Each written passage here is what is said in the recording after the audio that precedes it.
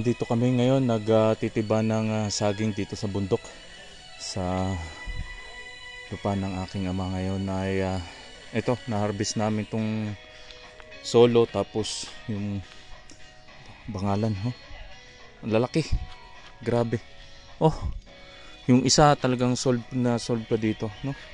Marami pa kaming kukuhanin. Tapos guys, dito namin nilalagay yung aming nakukuha. So marami na rin amin na harvest, mga puro solo tapos puso.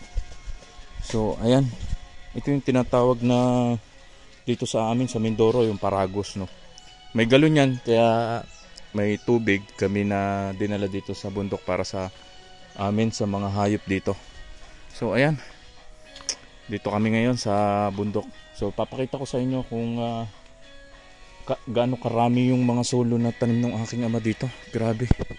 Ayan guys, makikita nyo mga solo. Ayan. So may mapapakita pa ako sa inyo na dalawang puso, dalawang saging sa isang puno. Madami pa yan guys, napakarami. Ang lalaki ng mga bangalan. So in 1 week pwede na ulit tayo mag-harvest dito. Yan guys, kita nyo. Ayun. Kita nyo, dalawang puso, pero iisa yung puno. Grabe. Kita nyo guys, napakagaganda ng mga solo ng aking ama. Ayan pa. Marami pa yan guys, hanggang dun. So sa next uli na 1 linggo, may mga harvest na ulit tayo. So, ayan, kung talagang masipag ka dito, andito talaga yung yung pera, ano. So, hindi mo na siya hahanapin, masipag ka lang magtanim. Talagang ang lalaki guys, lalaki, sobra. Andito yung dalawang puso ng saging. Kahit sa in reality, sa pag-ibig, may dalawang puso na nagmamahal. Ito, dito nyo makikita, saging talaga. Dalawang puso, ayan dalawang puso, pero iisa ang puno. Kita nyo, dalawang puso, pero iisang puso. Isa ang puno, pero dalawang buwig. Ayan, meron pa dito.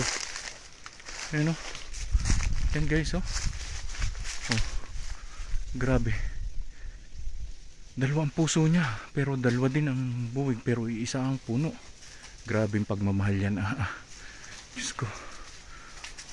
Grabe, salawahan itong saging na ito. Dapat itong kawan pinupusad para hindi makapanakit. Pero sa mga farmer guys, ito ay blessing, ayan, blessing. Kaya huwag niyong puputulin, wawa naman yung nagtanim, wawa naman ang aking ama. Kita nyo guys, marami pa guys yan. Marami pa, ayun. Marami pa dyan na mga sulo. Grabe, lalaki. So ayan guys.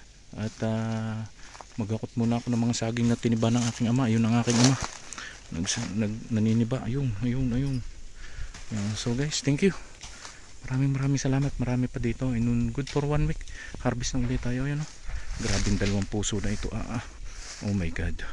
Iba talaga pagka nagmamahal itong saging na ito. Oh my God. Yan. Sa susunod, mag-family planning kayo, ha? Yan. Thank you for watching guys. Maraming salamat po.